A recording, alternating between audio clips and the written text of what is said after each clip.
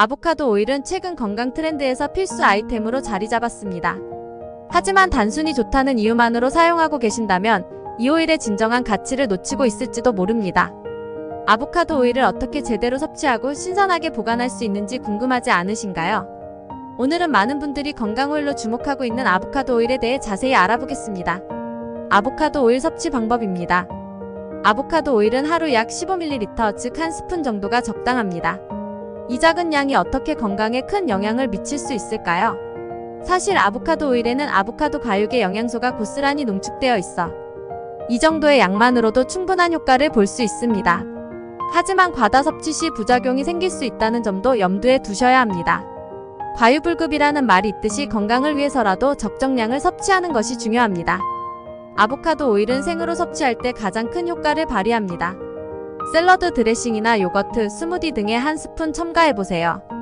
영양소를 손실 없이 흡수할 수 있는 방법, 왜 생으로 먹는 것이 좋은지 그 이유가 궁금하시죠? 아보카도 오일의 풍부한 불포화지방산과 항산화 성분은 열에 약해 고온에서 손실될 수 있습니다.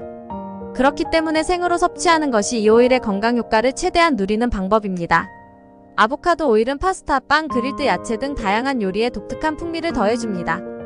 또한 마요네즈나 드레싱으로 만들어보면 건강한 맛을 경험할 수 있습니다. 이 오일이 어떻게 요리의 맛을 변화시키는지 알고 계신가요? 아보카도 오일은 고소하면서도 약간의 견과류 맛을 느낄 수 있어 요리의 깊은 맛을 더해줍니다.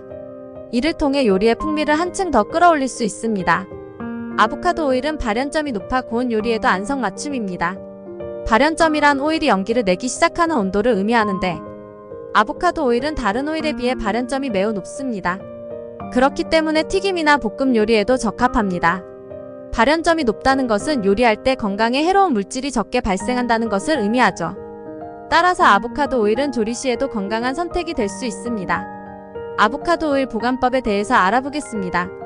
아보카도 오일은 빛과 공기에 민감합니다. 따라서 짙은 색의 유리병이나 스테인리스 용기에 보관하는 것이 중요합니다. 왜냐하면 잘못된 용기에 보관할 경우 오일이 산화되거나 영양소가 파괴될 수 있기 때문입니다. 특히 투명한 병에 보관할 경우 빛에 노출되면서 오일의 품질이 급격히 저하될 수 있습니다. 오일은 13에서 20도의 서늘한 곳에 보관해야 합니다. 이 온도 범위를 지키지 않으면 오일이 쉽게 산패될 수 있습니다. 그렇다면 주방에서 가장 적합한 보관 장소는 어디일까요? 일반적으로 냉장고보다는 서늘하고 어두운 찬장 속이 적합합니다. 이렇게 보관할 경우 오일의 신선도를 더욱 오래 유지할 수 있습니다. 밀봉 상태를 유지하지 않으면 오일이 산화될 수 있습니다. 산화된 오일은 건강에 해로울 뿐만 아니라 맛과 향이 변질될 수 있습니다. 그렇다면 오일을 산화되지 않도록 유지하는 방법은 무엇일까요?